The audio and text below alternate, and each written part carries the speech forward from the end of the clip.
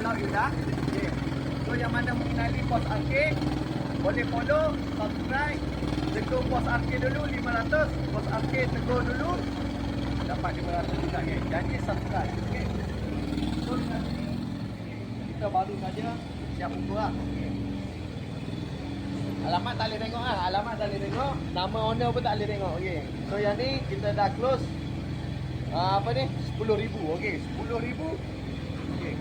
Jom masuk dalam. Okay, masuk dalam. Jalan tak siap lagi boleh tengok dekat luar. Jalan tak siap lagi guys. Okay. Pulau Indah. Dekat sini paling banyak lah. Paling banyak orang booking. Okay. Jom kita di dalam. Dua bising. Okay. Ke dalam. So kita baru tadi ukur dapur dia sepanjang 12 kaki. Okay, sepanjang 12 kaki.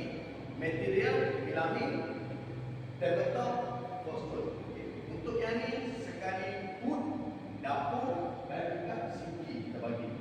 Package terpilih untuk bulan 5 dan bulan 6. Okay. Siapa nak terus blok okay. Jadi apa pakai? Jadi jual saja, tak kisah apa barang okay.